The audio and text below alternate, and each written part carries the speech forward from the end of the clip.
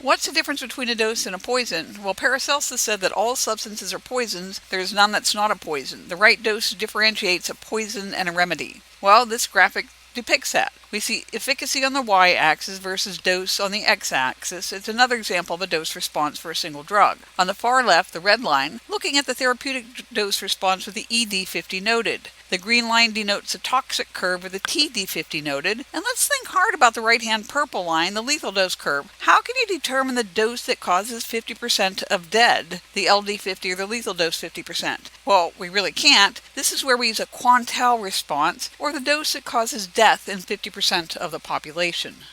Both of these graphics depict measures of efficacy as it relates to dose.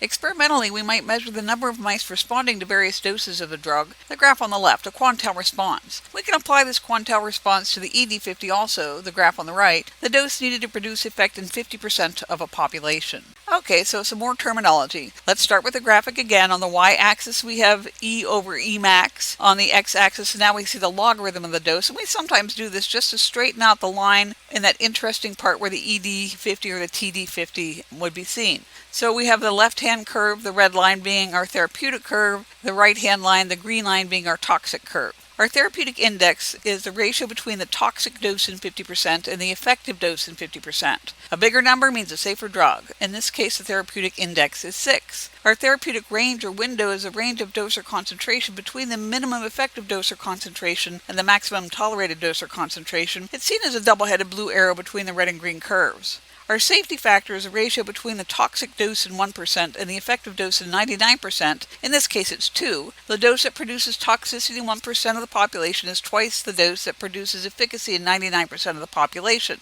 A drug with a therapeutic index less than 1 is usually not developed and marketed. There should never be an overlap between the lethal dose 1% and the effective dose 99%, because that would be a pretty deadly drug.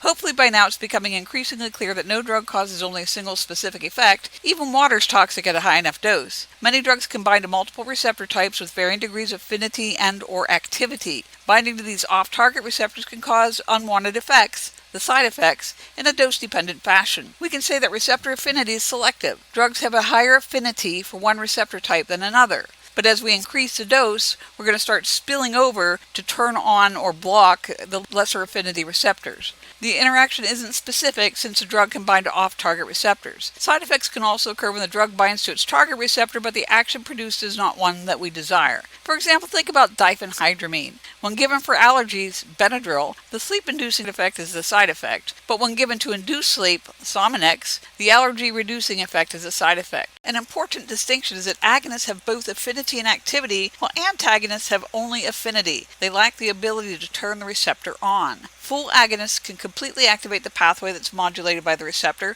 while partial agonists can't activate the pathway fully. Antagonists may either be competitive or non-competitive. This illustration from Figure 1-2 in Katzung's Basic and Clinical Pharmacology depicts a schematic representation of a full agonist, a competitive antagonist, an allosteric activator, and an allosteric non-competitive antagonist. In the graph, we see the response versus log dose curves for the agonist alone, the black line A alone. For increasing doses of the agonist combined with the competitive inhibitor, A plus B, the orange line, note that a high enough concentration the agonist can quote-unquote outcompete the competitive antagonist. The bottom line, purple, shows the impact of adding the agonist with a non-competitive allosteric inhibitor. No matter how much agonist you give, 100% efficacy is never attained. You can't outcompete non-competitive. An example to illustrate why this matters, we want to paralyze patients, for example during surgery or during intubation. We have two choices, succinylcholine, a non-competitive paralytic, and curare derivatives, competitive inhibitors. We can outcompete curare derivatives by increasing the endogenous ligand,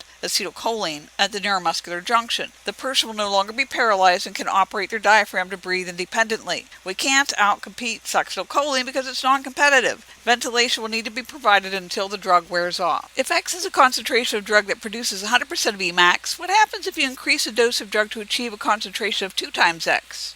Well, toxicity. If you give twice the dose to attain 100% of efficacy, you don't gain any more efficacy, but you will likely see the onset of toxic effects. We sometimes get pharmacodynamic drug interactions too.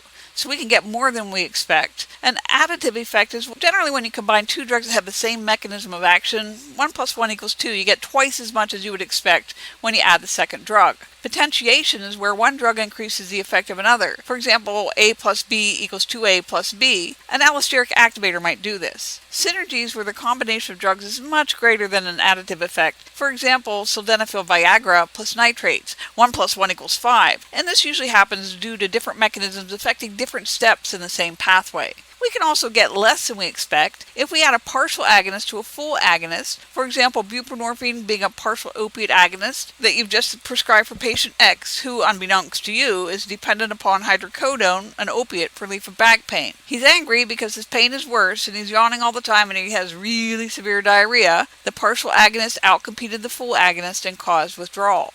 Of course, if you add an antagonist to an agonist, you're going to decrease the efficacy of the agonist. And then we may see physiologic antagonism. For example, drug A reduces blood pressure by reducing blood volume, while drug B increases blood pressure by increasing peripheral resistance. Time for a comprehension check. Let's look at the graphic. We have on the y-axis the percent of maximum effect, on the x-axis the drug concentration in moles per liter. The question is, which is the antagonist, which line is the full agonist, which is the inverse agonist, and which is the partial agonist? Well, 100% efficacy is your full agonist, that's line A. Not quite 100% efficacy, but some efficacy, partial agonist, line B. No effect at all, blocking the effect of any endogenous ligand, the antagonist, line C. And then producing the opposite effect of a constitutionally active receptor, line D, an inverse agonist.